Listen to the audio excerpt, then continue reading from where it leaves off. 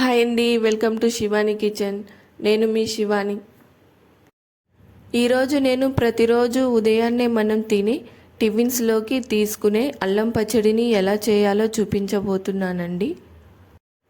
ఈ అల్లం పచ్చడి ఒకసారి చేసి పెట్టుకుంటే నెల రోజుల పాటు నిల్వ ఉంటుందండి. ఒక్కసారి ఈ అల్లం పచ్చడిని చేసుకొని ప్రతిరోజు టిఫిన్స్లోకి తీసుకోవచ్చండి. మళ్ళీ చేసుకోకుండా ఒకేసారి చేసి పెట్టుకోవచ్చు.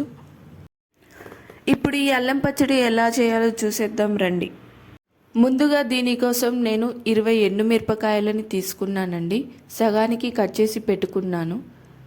అలాగే 100 గ్రాముల అల్లం కట్ చేసి పెట్టుకున్నానండి. అలాగే చిన్న నిమ్మకాయ సైజ్ అంతా చింతపండుని తీసుకొని శుభ్రంగా కడిగి నానబెట్టుకున్నానండి. ఇప్పుడు స్టవ్ పై ప్యాన్ పెట్టుకొని ప్యాన్ వేడయ్యాక 1 టేబుల్ స్పూన్ జీలకర్ర, అలాగే 1 టేబుల్ స్పూన్ మెంతులని కూడా వేసుకొని మంటని లో ఫ్లేమ్లో పెట్టుకొని ఎర్రగా వేయించుకోండి. అలాగే ఇందులోకి 1 టేబుల్ స్పూన్ శనగపప్పుని కూడా వేసుకోండి. ఇప్పుడు వీటిని మంటని లో ఫ్లేమ్లో పెట్టుకొని ఎర్రగా వేయించుకోండి. చూడండి, ఇలా ఎర్రగా వేగాక వీటిని పక్కకు తీసుకోండి. అదే ప్యాన్లో 1 టేబుల్ స్పూన్ ఆయిల్ వేసుకొని ముందుగా కట్ చేసి పెట్టుకున్న ఎండుమిర్చిని వేసుకొని వేయించుకోండి. మంటని లో ఫ్లేమ్లో పెట్టుకొని వేయించుకోండి, లేదంటే మిర్చి అనేవి మాడిపోతాయండి.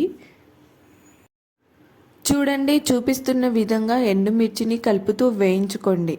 ఇలా కొంచెం వేగాక ఇందులోకి ఒక 5 రెమ్మల కరివేపాకుని వేసుకోండి. కరివేపాకుని కూడా వేసుకొని కలుపుతూ వేయించుకోండి. కరివేపాకు వేగాక ఇందులోకి ముందుగా మనం కట్ చేసి పెట్టుకున్న అల్లం ముక్కలని కూడా వేసుకొని వేయించుకోండి. వీటిని ఒక 2 నిమిషాల పాటు వేయించుకొని పక్కకు తీసుకోండి. ఇప్పుడు మనం ముందు వేయించి పెట్టుకున్న పప్పులు చల్లారాక మిక్సీ జార్లోకి వేసుకోండి. అలాగే వేయించి పెట్టుకున్న ఎండుమిర్చి అల్లాన్ని కూడా వేసుకోండి. అలాగే ఇందులోకి 2 టేబుల్ స్పూన్ల రాళ్ళ ఉప్పుని వేసుకొని వీటిని మెత్తగా గ్రైండ్ చేసుకోండి.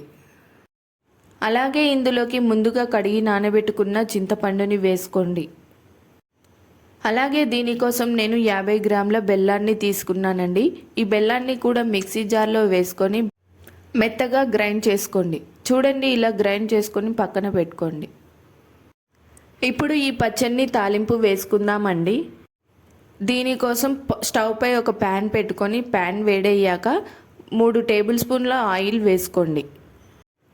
ఆయిల్ వేడయ్యాక ఇందులోకి 1 స్పూన్ పోపు దినుసులని వేసుకోండి.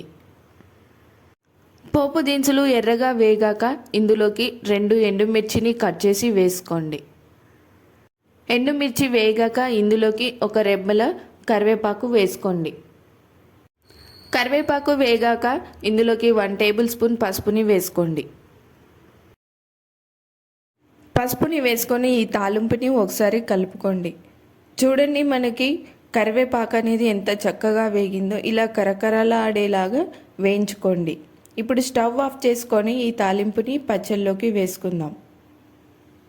పచ్చళ్ళలో తాలింపు వేసుకొని ఆయిల్ మొత్తం పచ్చళ్ళలో కలిసేలాగా బాగా కలుపుకోండి. ఇంతేనండి, ఎంతో టేస్టీ అయిన ఆరోగ్యకరమైన అల్లం చట్నీ రెడీ అయింది అండి. ఈ చట్నీ మనం రోజు టిఫిన్స్లోకి తినొచ్చండి. ఈ పచ్చడి ఒకసారి చేసి పెట్టుకుంటే నెల రోజుల పాటు నిల్వ ఉంటుందండి.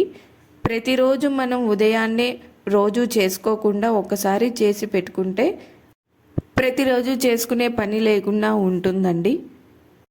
నేను చెప్పిన ప్రాసెస్లో ఈ అల్లం చట్నీ ఒకసారి మీ ఇంట్లో ట్రై చేసి చూడండి. చాలా టేస్టీగా ఉంటుందండి.